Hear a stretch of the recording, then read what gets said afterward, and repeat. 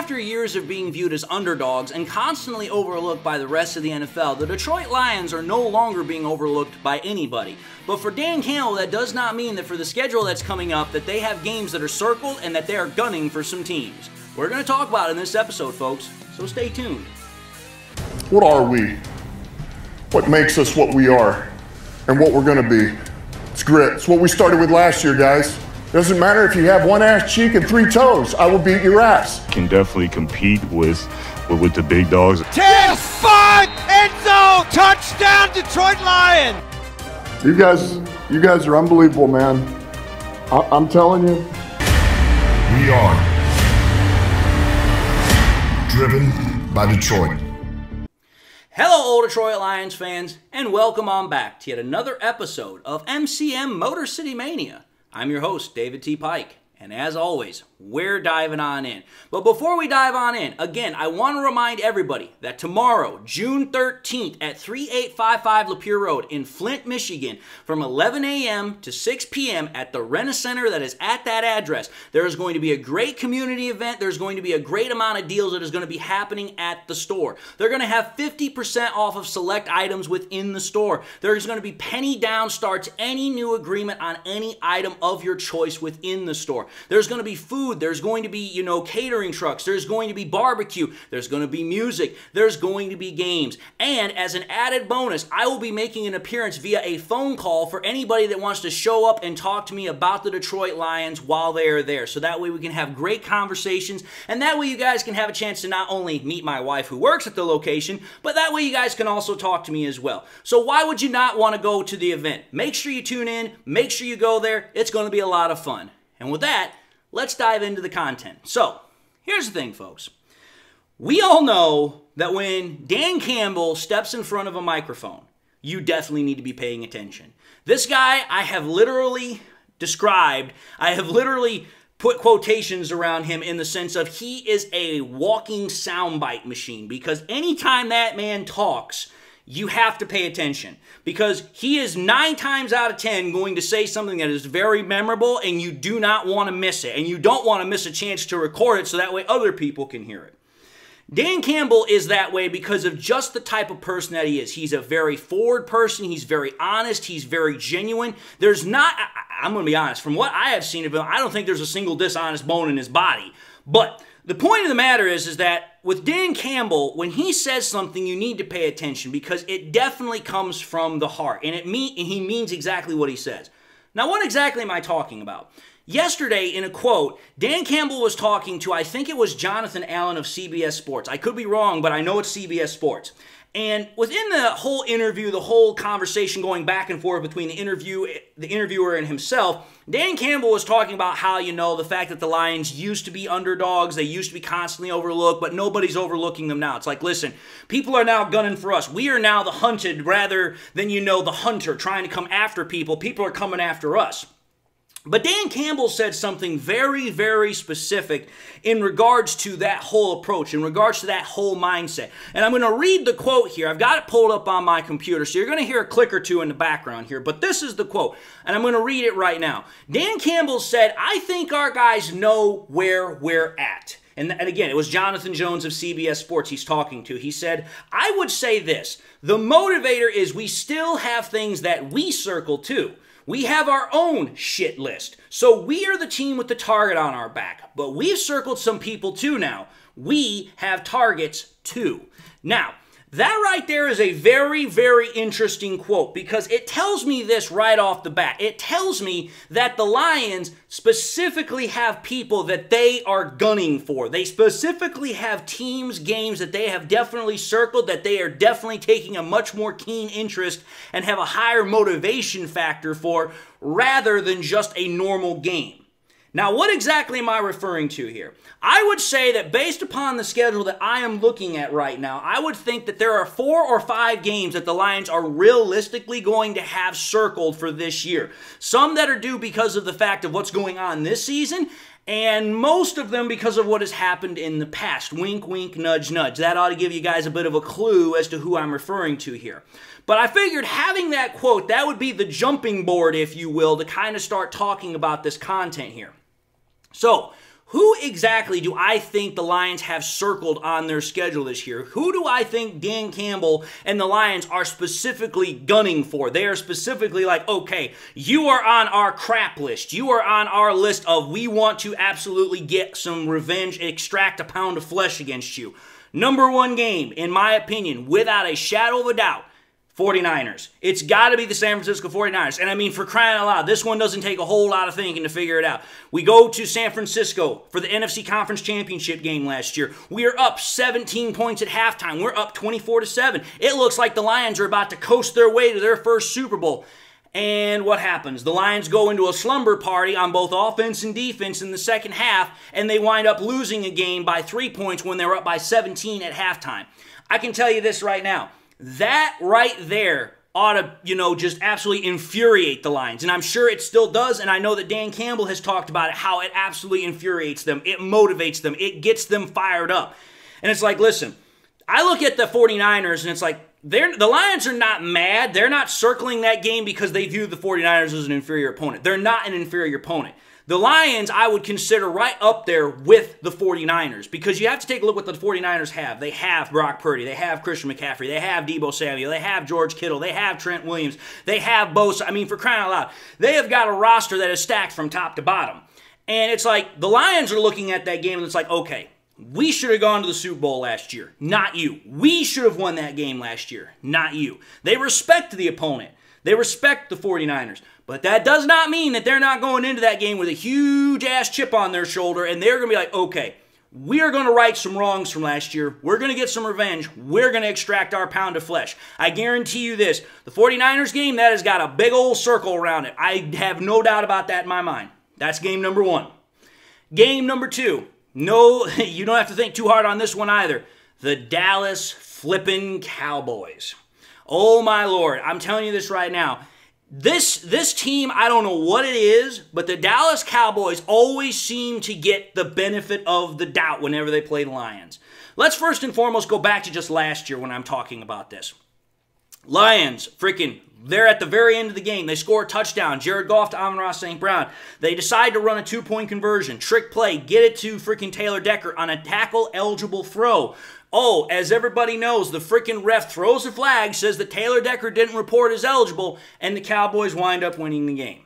As we all know, all the evidence that has come out ever since then proves that the ref was lying his butt off. The ref didn't know what was going on, and he was just like, well, I don't know what else to call, so this is what I'm going to go with. Because Dan Campbell literally was caught on tape saying, I told you. And he told reporters that afterwards, before the game, that, hey, we go into a meeting room, we go into a locker room, and we tell the refs what types of trick plays that we might potentially run, and we draw it up and give them all the information pertinent to that situation. And then we have also further video evidence that shows Jared Goff is ushering Taylor Decker out of the huddle to go over and talk with the ref, and then as he approaches the ref, Taylor Decker that is, the ref acknowledges him and then walks off in the other direction. So there's no way that the ref says that, oh, well, I didn't know that Taylor Decker was reporting in as eligible. That's why I threw the flag. Bull crap. That right there was him bold-faced lying because he didn't know what was going on. And even though the NFL didn't say that they were going to overturn it because they're not going to, they made sure to punish the ref by making sure he didn't get any playoff games. He didn't get a chance to have what do I call a chance to make more money by being a ref in the playoffs. So the NFL, without directly acknowledging that the ref screwed up, they acknowledge the ref screwed up. They know that the Lions should have won that game. Well, let's also know this. The Lions have also had a problem with the Cowboys in the past, as if we have to remind ourselves again, the playoff game where the Cowboy player should have been called for pass interference, but was not called for pass interference. The flag was never thrown, but it was quite plainly obvious that Brandon Pettigrew did not have a chance to catch the football, and that was one of many reasons why the Lions did not win that game, but that's the one that sticks out the most. So yeah, when it comes to the Cowboys, I know that a lot of people are going to be like, well, David, it's not like the Cowboys themselves have done any of this towards each other. It's the refs that keep doing it. Okay, I understand that, but it's like, listen, you have to view this from the Lions' perspective. It's like every time we play the Cowboys, it always seems to fall down to the refs to try and make these decisions on who wins the game. I guarantee you this. The Lions are going to go into that game like, no, We are not going to let the refs come anywhere close to making the deciding factor on this game. We are going to try and stomp a mud hole in you. We are going to try and pillage the village. We are going to make sure that Jerry World is left in a freaking rubble, a freaking pile of ash and fire by the time we're done with it. Yeah, there's going to be biting of kneecaps. There's going to be, I don't care if you got one ass cheek and 3 toes, we're going to kick your ass. That is exactly the mindset I see with the Lions going towards the Cowboys. No ifs, ands, or buts about it. That's game number 2. Game number 3, the Seattle Seahawks. This game is without a doubt probably the one that is most deeply rooted in history for the Lions, especially over the last 3 years. Every single year that Dan Campbell has been the head coach, we have played the Seahawks. Every freaking stinking year we have played them. The first year, 2021, we travel out to Seattle, we play them. The next 2 years, in 22 and 23, they play us here at Ford Field. And every single time that we've played the Seattle Seahawks, we have lost. Every single time. Now, granted, the last 2 times it's been actually close, and we had a chance to win those games. The first game in 2021, we didn't have a chance to win. And let's be fair and honest, the reason why we didn't have a chance to win is because Tim Boyle was the quarterback, not Jared Goff. But the point of the matter is that for Lions fans, for the Lions, it's like, listen, this is a team that has beaten us 3 straight years in a row. We're about to get them for a 4th straight year. So we're going to get a 4th chance to try and crack that nut. We're going to get a 4th chance to try and beat this team. I can guarantee you this, the Lions are not going to want that opportunity to pass them by because it's like, we have to beat the Seahawks. Again, you take a look at how the Lions are, it's like, listen, they have come to our house the last 2 years and they have beaten us the last 2 years. They've beaten us 3 years in a row. This is our 4th opportunity, our 4th straight opportunity. We can't let it pass us by. We have to win this game. This is a game where we're absolutely, again, pillage the village, pluck out their freaking feathers from their wings, and absolutely clip them to the ground and stomp a mud hole in them. I guarantee you, the Seahawks is a game that is also circled on the Lions' calendar this year, just like the Cowboys and the 49ers. That's game number 3. Game number 4. I'm just going to put this one in here because of the fact of what happened a couple of years ago. The Buffalo Bills. Anybody who knows exactly what I'm talking about, it was Thanksgiving Day. I think it was 2022 when this happened.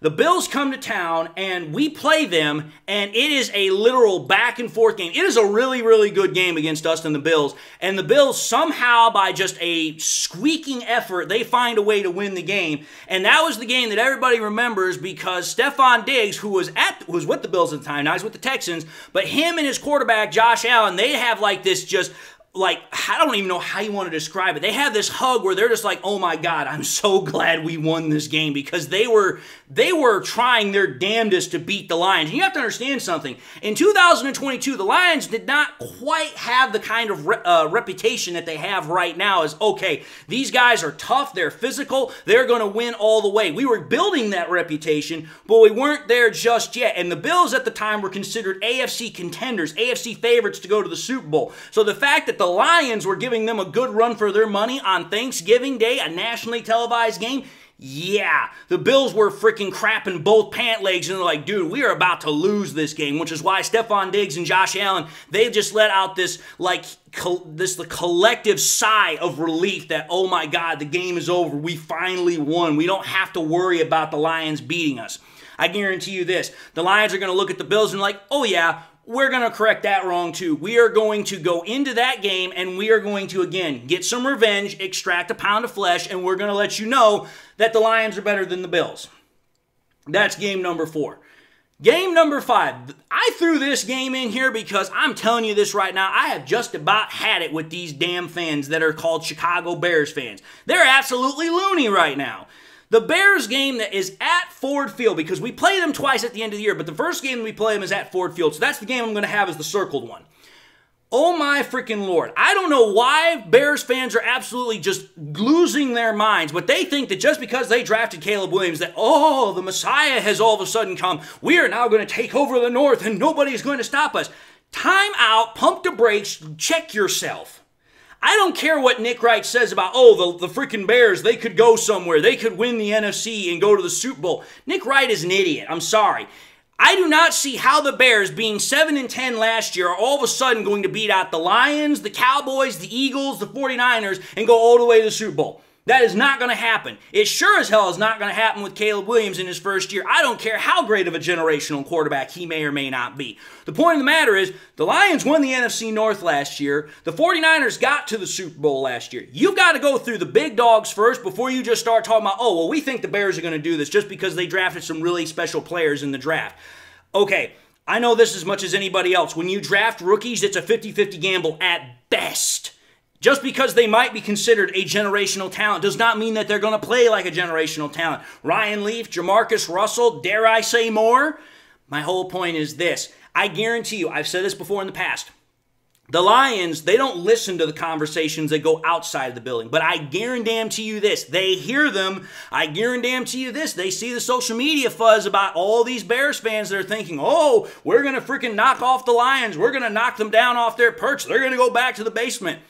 Okay, Bears fans, you're in for a rude awakening. You are literally poking the beast. You are going to get the freaking wrath of destruction from the Lions. And I tell you this right now, the fact that that game is on Thanksgiving, the fact that we're going to be playing a rookie quarterback that's gotten all this fanfare because he's this great whatever quarterback, I guarantee you this, the Lions are not going to need any more motivation than that to want to kick some ass. I guarantee you the Lions are going to go into that game and be like, oh, you think you're going to take us off of our throne? You think you're going to take that away from us? You think you can go to the Super Bowl just because you drafted this great quarterback out of college?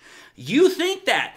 Okay, it's time for an ass beating. It's time for a lesson in manners. It's a time for you to learn your place. So that's game number 5. Yes, I'm fired up. Yes, I am definitely animated, and there's a good reason for it because every single one of these games are games that I guarantee you not only the Lions are circling, but a lot of Lions fans are circling. They want to see the Lions to go into these games and absolutely trounce, manhandle, dominate these opponents.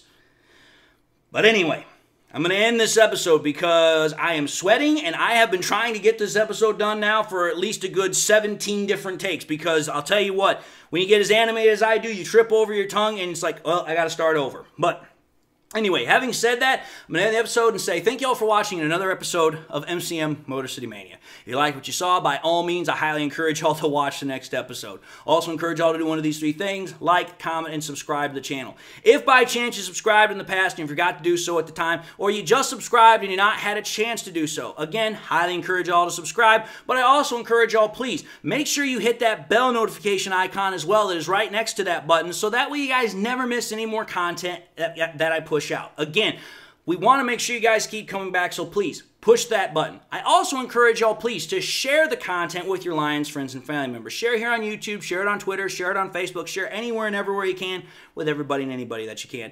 The more we can share it, the greater the channel grows, the greater the channel has a reach, and that also helps the channel to have a better influence. And I also, again, want to remind everybody that on this Thursday that's coming up tomorrow, June 13th at 3855 Lapeer Road in Flint, Michigan, from 11 a.m. to 6 p.m. at the Rent-A-Center that is at that address. They're going to have great deals and it's going to be a great community event. They're going to have 50% off select items within the store. They're going to have a penny down starts any new agreement on any item of your choice within the store.